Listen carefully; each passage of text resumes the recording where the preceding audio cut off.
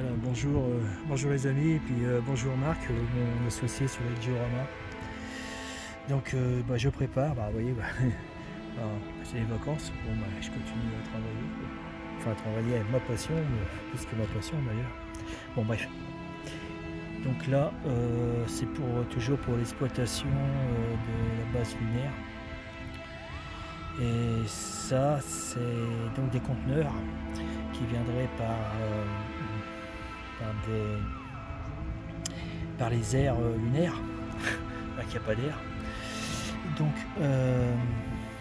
il y aurait je sais pas comment on peut appeler ça, un vaisseau qui transporterait uniquement les marchandises. Donc ce serait un vaisseau qui fonctionnerait interne. Donc il ne partirait pas dans l'espace. Il serait réservé que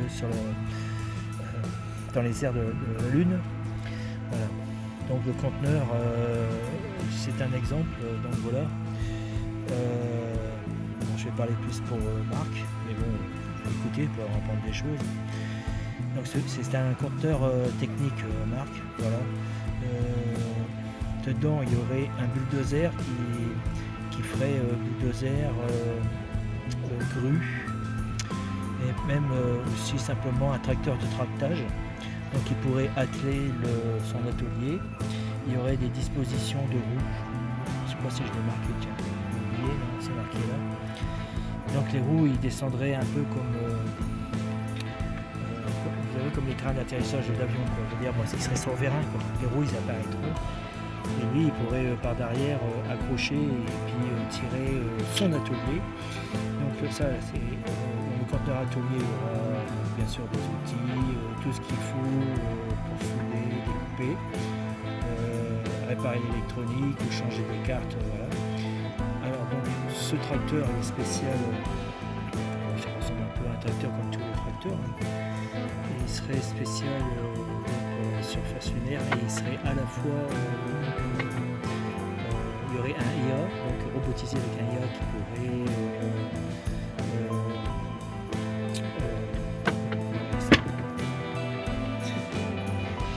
donc le IA, il accomplirait les tâches qui a été dans les bureaux d'études des ingénieurs.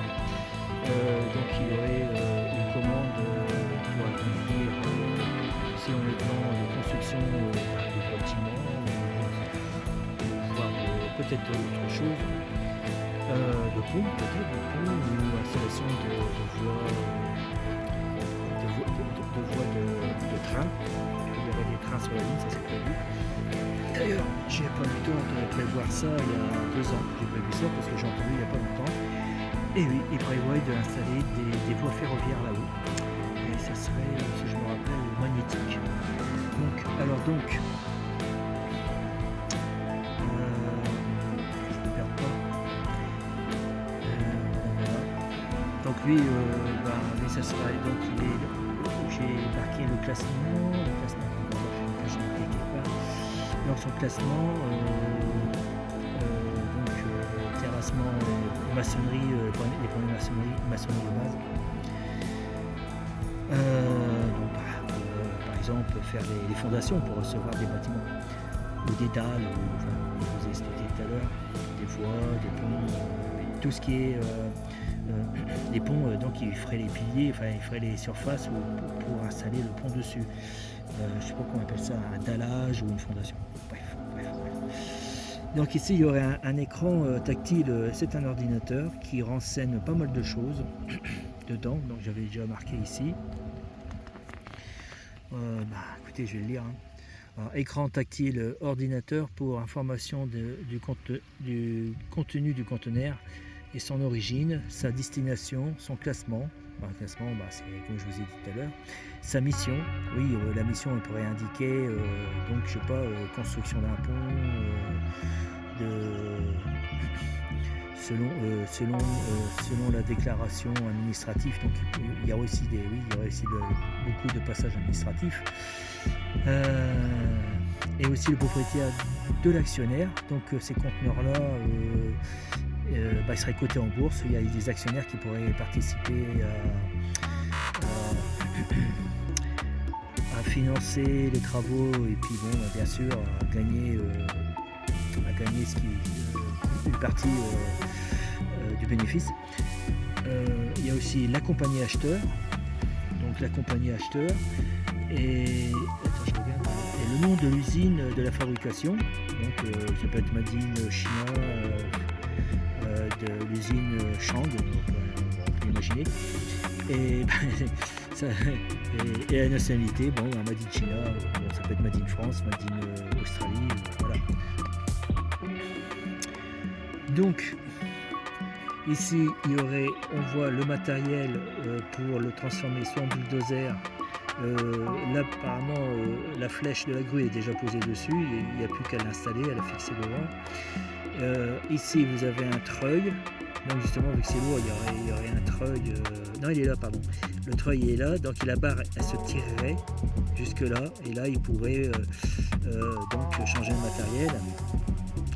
Donc là c'est un projecteur qui ressort en tirant dessus, je sais pas comment on appelle ça, on voit souvent ça dans les miroirs de salle de bain, je ne me rappelle plus comment on appelle ce truc.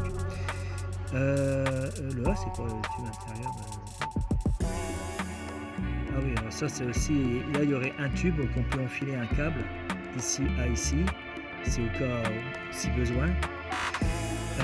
Et en bas aussi. Alors c'est percé, mais c'est un tube qui va de là jusque là. Pardon, ici par exemple là. De là jusque là, vous enfilez le câble et hop. Donc ça serait certainement pas des grosses grues qui pourraient le transporter. Bien que là, je me demande si c'est pas ça que j'avais prévu pour le tractage et arrimage. Ah oui. Et ça c'est en plus. Pareil, c'est un crochet pour l'aéronef. Alors bon, je n'ai pas encore imaginé, mais c'est possible que l'aéronef a un système d'accrochage ici qui peut décrocher à volonté, sans passer par des câbles classiques. Donc ça, je ne l'ai pas encore imaginé. Donc j'ai bien expliqué, c'était l'atelier tout ça. Voilà. Okay. Donc j'ai profité pour l'engin. Donc ce sera des engins qui...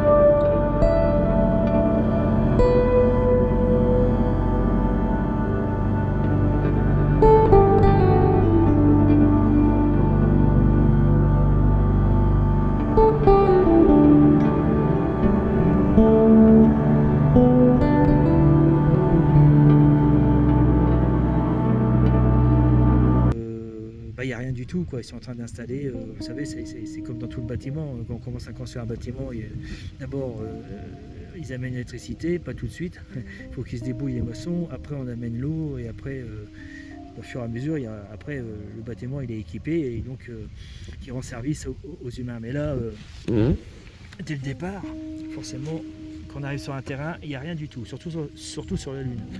On ne s'attend pas à avoir des poteaux électriques. Donc voilà. Donc ça, j'ai tout dit. Donc il me manque donc les boutons de commande. Bah, ça sera plutôt l'ordinateur qui le commanderait. Et puis là, j'ai les tubes que j'ai oubliés. Ok. Et là, je crois que je vais rajouter un panneau solaire ici, qui n'est pas si bête. Soyons généreux. Mettons toutes les chances de côté. Alors bien sûr, le diorama est complètement une fiction qui vient de mon imagination avec comme conseiller Marc, c'est mon frère. Il y avait d'autres personnes qui devaient se joindre, mais bon, ils avaient d'autres priorités sur leur projet, donc ils ne pouvaient pas nous aider. On va se retrouver à deux. Peut-être plus tard, je serais heureux s'il y avait d'autres personnes qui pourraient se joindre et pour consacrer à nos projets, ça serait génial. J'y pense, mais il faudrait que je trouve des personnes de valeur.